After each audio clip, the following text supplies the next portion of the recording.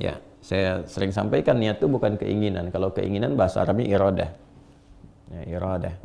Ya, semua ingin. Siapa yang tidak ingin takwa? Semua pengen takwa. Ya, ana uri dan aku minal muttaqin. Ya, saya pengen termasuk dari golongan orang takwa karena Allah sampaikan la'allakum tattaqun. Tapi tidak semua yang ingin kan punya niat, punya persiapan, punya motivasi. Ya, cuman pengen aja, motivasinya apa? Nggak paham tujuannya untuk puasa, sehingga mentalnya tidak stabil. Ya, ada yang kedua di atas ini ada azam namanya. Ya, tekad. Saya bertekad nih puasa tahun ini akan lebih baik. Iya, betul. Tapi apa motivasinya? Persiapannya apa? Ya kan? Nah, niat itu menggabungkan semua ini. Jadi ketika seseorang berniat melakukan sesuatu, dia sudah punya motivasi yang jelas. Dia sudah punya arah yang jelas, sehingga terukur secara mentalitas. Ini kedudukan yang tertinggi. Jadi ketika ini digabungkan dengan ini dan dimasukkan unsur-unsur yang disebutkan, jadilah dia niat.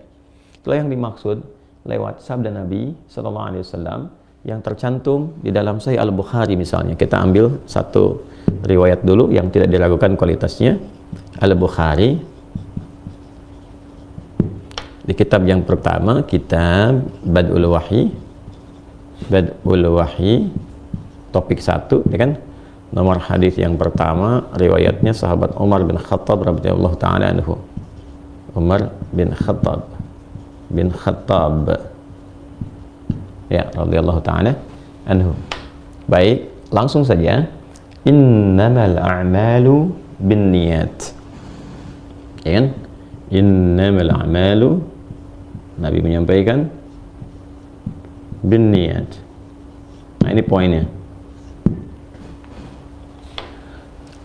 An Amiril Mu'minin Abi Hafs Umar bin Al-Khattab radhiyallahu ta'ala anhu qala Rasulullah sallallahu alaihi wasallam innamal a'malu binniyat. Ini saya langsung hadirkan poin yang terpentingnya saja.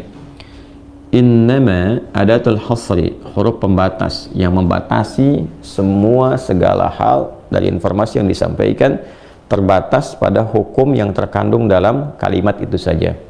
Ya, saya sering contohkan ini. Misal di Quran surah 9 At-Taubah, Al-Bara'ah, disebut At-Taubah, disebut juga Al-Bara'ah, ayat ke-60.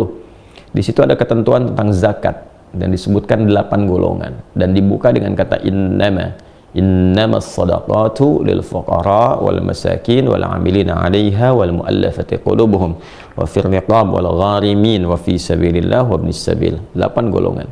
Dan dibuka dengan kata innama untuk membatasi satu hukum, adatul hasri, membatasi hukum bahwa zakat hanya boleh. Nah, itu diterjemahkannya hanya.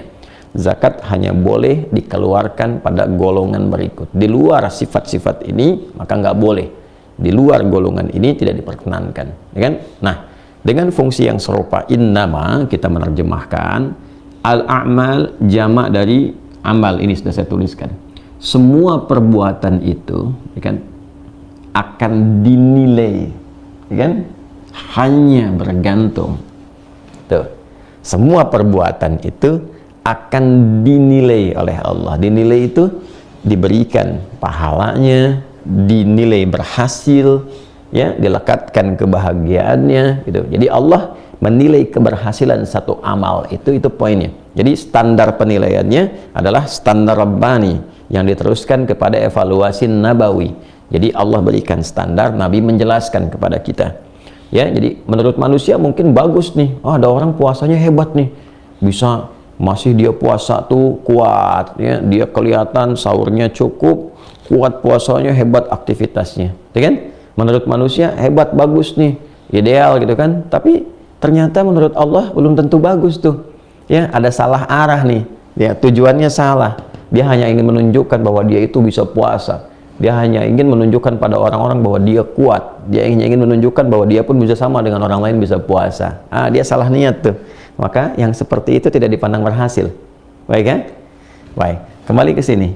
Maka semua perbuatan itu apapun jenisnya, ya kan, kalau sudah membentuk jamak dan sudah ada alif lamnya nih, kalau kita artikan ma'rifat, alif lamnya ini khusus, artinya ini hukum khusus yang Allah nilai, itu maksudnya. Jadi kalau kita terjemahkan, semua perbuatan itu hanya akan dinilai berhasil oleh Allah, ya, oleh Rasulullah SAW. Jadi kalau sudah kita berikan kepada Allah, itu Tuhan yang hak, Nanti ketentuannya diteruskan untuk dijelaskan oleh Rasulullah sallallahu alaihi wasallam. Jelas ya? Makanya syahadat kita kan asyhadu an la ilaha illallah, menunjuk kepada Allah, wa asyhadu anna Muhammadar Rasulullah, menunjuk kepada aplikasi dari semua hukum-hukum Allah yang diterangkan oleh Rasulullah sallallahu alaihi wasallam. Allah turunkan ayat berupa salat misalnya, wa aqimus shalah, ayatnya dari Allah, perintah langsung. Bagaimana melakukan salatnya? Nabi mencontohkan kepada kita. Begini caranya. Nabi ajarkan kita. Turun ayat tentang puasa, ya ayyuhalladzina amanu kutiba alaikumussyam. Allah perintahkan bagaimana mengeksekusinya, menjalankan perintah itu. Nabi memberikan tuntunan kepada kita. Itu yang dimaksudkan. Jadi nggak bisa dalam konteks ibadah kreatif, ya. Wah, ini Allah berikan perintah sholat, terus bikin sendiri caranya. Adhannya seenak-enak ya misalnya kan, nah, pakai bahasa yang diinginkan, ya. Kemudian sholatnya pakai penerjemah misalnya, atau menggunakan aturan sendiri. Ada perempuan, ada laki-laki, kenapa perempuannya jadi imam? Dia bikin aturan sendiri. Wah, ini persamaan gender dan sebagainya. Nah, ini jadi persoalan. Ini dipertanyakan syahadatnya, ya, karena ketika bersyahadat, maka inti dari syahadat itu jadi komitmen dalam berkehidupan kita, termasuk dalam berperilaku. Kembali ke sini teman-teman sekalian. Ya, kalau dipahami ini sebagai alif lamnya istighraq, mencakup umum, maka diartikan semua aktivitas itu, apapun jenis perbuatannya, jika ingin dipandang berhasil oleh Allah, maka semua itu hanya bergantung ya, bi-nya sababiyah, karena sebab niat yang menyertai semua perbuatan ini. Makanya bentuknya jamak, bin niat, ya. Jadi perbuatan apapun, yang mendengar, bertutur, melihat, sampai beraktivitas apapun, ya, ini bergantung kepada niatnya. Ini poinnya. Ya, nanti kalau niatnya dilakukan berdasarkan petunjuk Allah Subhanahu wa taala dan juga berdasarkan petunjuk dari Rasulullah sallallahu alaihi wasallam, kan, yang dituntunkan kepada kita, maka itu yang kemudian dianggap berhasil dan benar. Faman kanat hijratuhu ila Allah wa rasulihi fa hijratuhu ila Allah wa rasulihi. Maka kalau motivasi dia beramal itu untuk membuat dia mendapatkan ridha Allah, kan, atau mengikuti ketentuan dari Allah dan Rasulnya, maka dia mendapatkan penilaian terbaik dari Allah dan Rasulnya.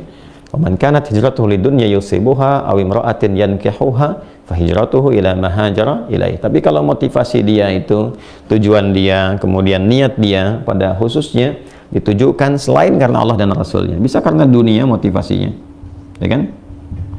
Ya teman-teman sekalian, bisa karena dunia. Ya, kita tidak tahu, itu kan kembali kepada kolbunya, dan setiap orang bisa merasakan itu. Anda nanti tarawih, ya, sifatnya karena apa? Karena Allah, atau memang karena imamnya bagus Anda datang itu?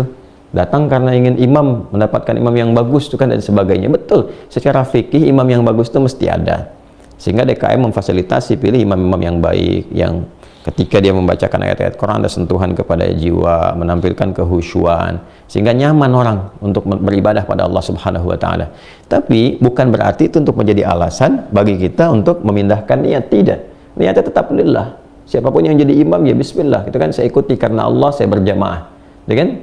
Kemudian datang kita ke situ, berusaha mendekatkan diri kepada Allah. Jadi kalau kemudian ada orang datang misalnya, ini persoalan hati teman-teman sekalian. Kenapa sholat ke situ tarawehnya? Wah, karena imamnya bagus. Saya pengen dengar suara imamnya. Nah, bukan persoalan sholatnya, tapi karena imamnya. Sekalipun keadaan imam itu memengaruhi kepada keadaan sholat kita, tapi penjagaannya itu halus sifatnya. Dan dihisabnya berdasarkan ini, berpahala atau tidak. Jadi kalau nanti dapatnya hanya untuk urusan itu saja, dia dapat itunya aja, dapat ketenangannya aja. Artinya kenikmatan bacaannya aja. Oh udah, nikmat di bacaan. Tapi ukuran pahalanya, nah ini. Ada persoalan di dalamnya nanti. Kesuksesannya ada persoalan di dalamnya. Apakah merubah dia menjadi apa yang Allah inginkan atau tidak? Nah, problemnya di niat nanti. Ya, persoalan di niat. Nah, ini halus sekali teman-teman. Jadi di Islam itu ketulusan itu dinilai tinggi. Jadi orang tuh kalau udah berlatih untuk tulus, ya, dia melakukan semua karena Allah, sampai segala hal itu jadi ringan bagi dirinya. Itu dampaknya ke kehidupan akan nyaman.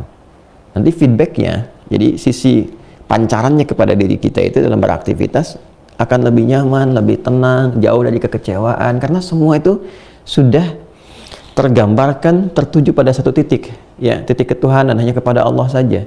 Jadi dia bekerja tuh yang total saja, total, nggak terlalu peduli dengan pandangan manusia. Yang penting dia profesional, dia kerjakan, kan? Ya, akhirnya dari situ apa? Hatinya lebih lapang. Ya, persoalan-persoalan diterima dengan lebih profesional, lebih baik, dia selesaikan, terukur, ya kan? Tapi pada akhirnya dia serahkan hatinya kepada Allah Subhanahu wa taala. Ya.